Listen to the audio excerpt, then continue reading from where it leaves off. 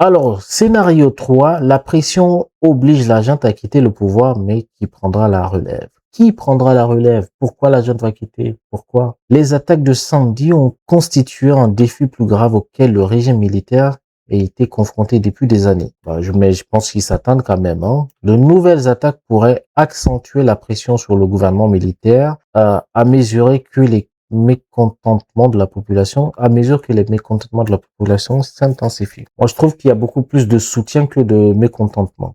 L'une des issues possibles serait un nouveau coup d'État militaire avec la prise de pouvoir par un autre groupe d'officiers. Une autre possibilité serait d'une alliance entre le FLA et le JNIM en place le gouvernement actuel, mais elle serait confrontée à de graves tensions internes. Le FLA se présente comme un mouvement politique et nationaliste, tandis que le JNIM est un groupe islamiste armé. C'est pas du tout pareil. Et surtout, le FLA, ils veulent pas le Sud. De toute façon, les habitants du Sud ne veulent pas. C'est compliqué. Même ceux du centre, je ne pense pas.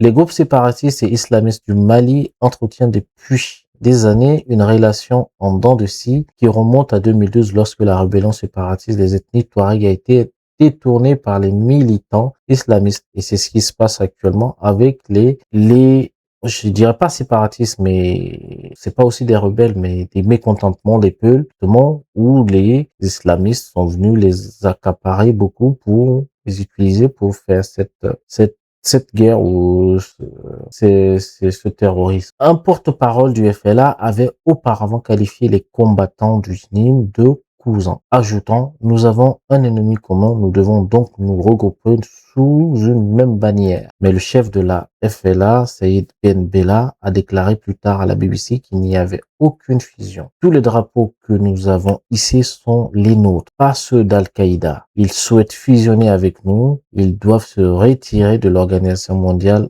Al-Qaïda, a-t-il déclaré. Bien sûr, si tu soutiens, même si tu prends le pouvoir, tu seras pas considéré, surtout ça. Selon les analystes, ces divergences pourraient compliquer tout futur accord de partage du pouvoir. Ces dernières années, le JNIM a largement évité la rhétorique djihadiste ouvertement mondiale, souvent associée à Al-Qaïda et à des groupes islamistes. Oh non, non, tu mens. Ojang, elle donne n'importe quoi. Elle estime qu'une issue possible pourrait être une situation de type syrienne où un groupe autrefois affilié à Al-Qaïda prendra le pouvoir. Là, c'est toujours affilié, c'est juste qu'il a changé un peu de nom, il a changé de vêtements, mais l'esprit reste le même.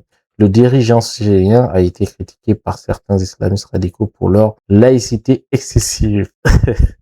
Des accusations similaires sont déjà portées contre le JNIM en raison de son alliance avec l'armée de libération du Liban. Non, du Liban. Non, ça, j'ai pas compris. Je pense qu'il y a une erreur là. Selon les analystes qui suivent de près les médias djihadistes. Toutefois, les divergences idéologiques entre le JNIM et le FLA pourraient devenir une source de tension à l'avenir, à moins que les séparatistes ne parviennent à prendre le contrôle total du Nord et à se dissocier des événements qui se déroulent ailleurs dans le pays. Et c'est ce que moi je pense. Je pense que s'ils arrivent à prendre le Nord, ils vont justement essayer de rester que là.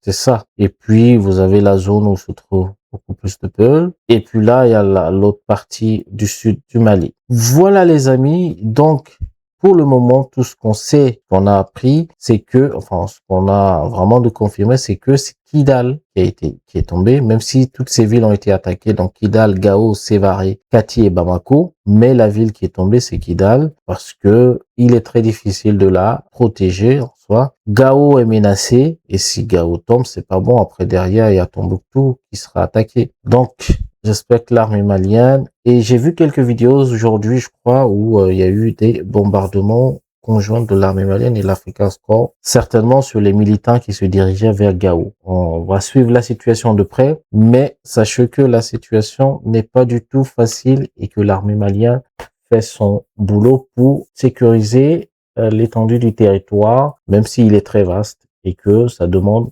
beaucoup de moyens. Et encore une fois, une guerre, c'est comme un combat. Tu donnes des coups, mais tu prendras des coups. Donc, ceux qui s'énervent quand on leur dit que finalement, là, oui, le Mali a eu un coup, je suis désolé pour vous. Vous allez toujours subir ça. Vous allez toujours vous énerver parce que tant que le Mali est en guerre, il va subir des coups, il va prendre des coups. Maintenant, il faut être résilient et accepter que bah, ces coups, ça te permet de rebondir et puis revenir avec un gros coup de ta part. Voilà les amis, vous trouvez le lien de l'article dans la description de la vidéo. Merci, dites-moi en commentaire ce que vous en pensez et à très bientôt sur ActuPV. Ciao, ciao.